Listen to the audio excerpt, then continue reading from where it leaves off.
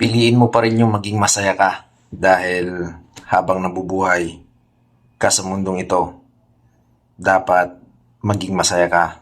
So, yung mga pagsubok na kaya nating lampasan yan. Walang pagsubok na hindi natin kayang lampasan. Lahat ng pagsubok na ibinibigay sa atin ng Panginoon ay malalampasan natin yan sa pamamagitan ng pananalangin sa taas.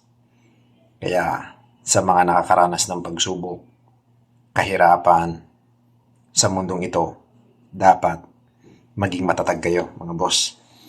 Dahil napakahirap ng buhay ngayon sa sitwasyon natin. Lalong-lalo na sa mga huling henerasyon na ito, mga boss. Hindi po biro ang buhay ngayon. Kaya dun sa mga bagong lusong sa pag-aasawa, mga bata ngayon na may mga anak na, wala pa sa wastong gulang pero may mga pamilya na. Well, pinili nyo yung mga bagay na yan na nagkamali na kayo. So, hindi nyo na masisisi o hindi nyo na maibabalik yung mga nakaraan pa. Dahil nga, syempre, ay nandyan na. Ika nga, meron na kayong pamilya, meron na kayong anak. Kaya dun sa mga bagong lusong sa pagiging mag-asawa, pagiging nagkaroon ng pamilya, dapat piliin yung maging matatag. Maraming mga pagsubok ang darating sa inyong buhay bago kayo maging successful. Danas ko ito dati.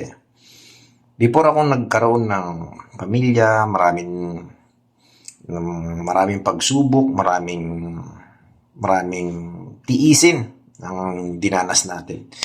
Lahat naman tayo na mga tao ay nakakaranas ng matinding problema, matinding pagsubok. Yung bagang akala mo wala ka ng pag-asa na mabuhay sa mundong ito. Yun bang akala mo na yung aping-api ka na. So, ang payo ko lang doon sa mga kabataan na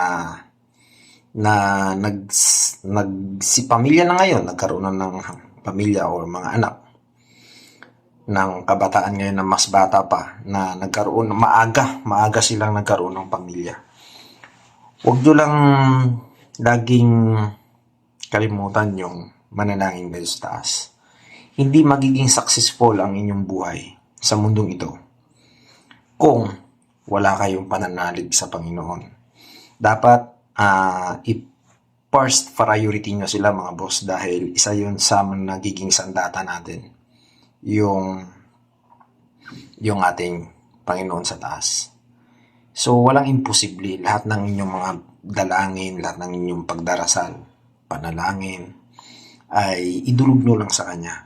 Yan ang tanging solusyon para kayo ay gabayan. Ano man ang pagsubok na dumating sa inyong buhay, ano mang pagsubok na mararanasan nyo, ligalig, kahirapan, lahat, makakamit nyo yan kung kayo ay may tiwala sa Panginoon. So, ang video na ito, ginawa ko para ito sa mga bagong nag-asawa. Okay, yung mga kabataan na napariwara sa kanilang magulang, naging suwail sila, tapos nagkaroon ng maagang pamilya. Kaya, sikapin nyo lang na maghanap buhay, maging marangal. At ang isa sa kabilin-bilinan ko, maging magalang kayo sa inyong magulang or sa nakakatanda. Yun yung paraan, yun yung diskarte para maging successful ka at pagpapalain ka ng Panginoon. Yung maging magalang ka sa kapwa mo dahil may potential na mangyayari sa buhay mo na darating ang araw ay makakahanap ka ng magandang trabaho at aasinso ka. So, sa mga kabataan na nagbabalak na magtayo ng pamilya, sikapin nyo na itayo nyo yung truth nyo.